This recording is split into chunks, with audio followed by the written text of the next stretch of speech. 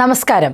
കേരളത്തിന് സ്ത്രീ മുന്നേറ്റത്തിന്റെ അഭിമാനാർഹമായ ചരിത്രമാണുള്ളത്. ഈ മുന്നേറ്റത്തെ കൂടുതൽ കരുത്തുറ്റതാക്കുന്നതിന് സ്ത്രീകളുടെ ക്ഷേമവും സുരക്ഷയും ഒരു പ്രധാന നയമായി സ്വീകരിച്ചാണ് സർക്കാർ മുന്നോട്ട് പോകുന്നത്. ലിംഗാവബോധത്തോടെയുള്ള പദ്ധതി രൂപീകരണത്തിലൂടെയും വിട്ടുവീഴ്ചയില്ലാത്ത സ്ത്രീപക്ഷ നിലപാടുകളിലൂടെയും സുരക്ഷിതമായ തൊഴിൽ സാഹചര്യവും മാന്യമായ സാമൂഹിക ഇടപെടലുകളും ഇന്ന് സംസ്ഥാനത്ത് ഉറപ്പാക്കപ്പെടുന്നു. തദ്ദേശ സ്വയംഭരണ സ്ഥാപനങ്ങളിലെ 50% സീറ്റുകൾ സ്ത്രീകൾക്കായി നീക്കിവെച്ച കേരളം അധ്യക്ഷ പദവികളിൽ പകുതിയും സ്ത്രീകൾക്കായി സംവരണം ചെയ്ത ഇന്ത്യയിലെ ഏക സംസ്ഥാനവുമാണ്. രാജ്യത്ത് ആദ്യമായി ജെൻഡർ ബജറ്റ് നടപ്പിലാക്കിയും കുടുംബശ്രീയിലൂടെ സാമ്പത്തിക സ്വയം പര്യാപ്തത ഉറപ്പാക്കിയും കേരളം ഇന്ന് ലോകത്തിന് തന്നെ മാതൃകയായി നിൽക്കുന്നു.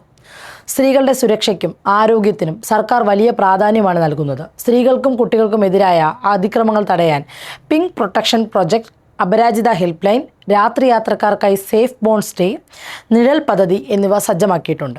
കൂടാതെ തൊഴിലിടങ്ങളിലെ ലൈംഗിക അതിക്രമങ്ങൾ തടയാൻ രൂപീകരിച്ച പോഷ് നിയമത്തിൻ്റെ ഭാഗമായുള്ള ഇന്റേണൽ കമ്മിറ്റി പോർട്ടലും നിലവിൽ വന്നു. സാമ്പത്തിക മേഖലയിൽ വനിതാ വികസന കോർപ്പറേഷൻ വഴി 40,000-ലധികം സംരംഭങ്ങൾ ആരംഭിക്കാനും ലക്ഷക്കണക്കിന് തൊഴിലവസരങ്ങൾ സൃഷ്ടിക്കാനും സാധിച്ചു. കേരള നോളജ് ഇക്കോണമി മിഷന്റെ തൊഴിലരംഗത്തേക്ക് പദ്ധതിയിലൂടെ വീട്ടമ്മമാർക്കും ഉദ്യോഗാർത്ഥികൾക്കും പുതിയ തൊഴിൽ മേഖലകൾ തുറന്നു നൽകുന്നു.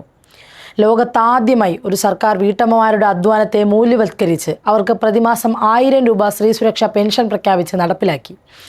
അംഗനവാടി ടീച്ചർമാർക്കും ആശാ വർക്കർമാർക്കും പ്രീ പ്രൈമറി ടീച്ചർമാർക്കും ആയമാർക്കും കുടുംബശ്രീ ADSമാർക്കും 1000 രൂപ വീതവും അംഗനവാടി ഹെൽപ്പർക്ക് 500 രൂപ വീതവും സ്കൂൾ പാചക തൊഴിലാളികൾക്ക് ദിവസം 50 രൂപ വീതവും ഓണറേറിയം വർദ്ധിപ്പിച്ചു.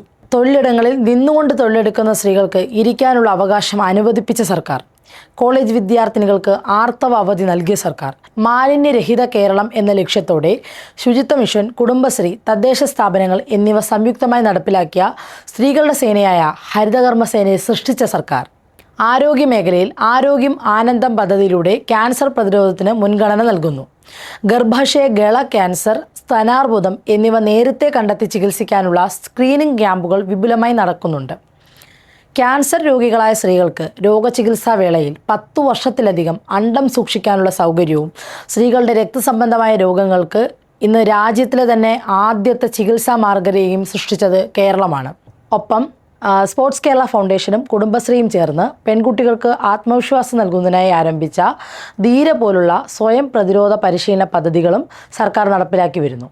വിദ്യാഭ്യാസ മേഖലയിൽ കുട്ടികളിലെ ലിംഗവിവേചനം ഇല്ലാതാക്കാൻ അംഗനവാടി മുതൽ ജെൻഡർ ഓഡിറ്റിംഗ് നടത്തിയ പഠന സാമഗ്രികൾ വിതരണം ചെയ്യുന്നു. ആത്മവിശ്വാസവും സുരക്ഷിതത്വവുമുള്ള സ്ത്രീകളാണ് ഏതൊരു നാടിൻ്റെയും പുരോഗതിയുടെ അടയാളം എന്ന ലക്ഷ്യത്തോടെയാണ് ഒരു സ്ത്രീപക്ഷ കേരളം നാം കെട്ടിപ്പടുക്കുന്നത്. എല്ലാവർക്കും തുല്യനീതിയും സുരക്ഷയും ഉറപ്പാക്കുന്ന ഈ മാറ്റത്തിൽ നമുക്കും പങ്കാളികളാവാം.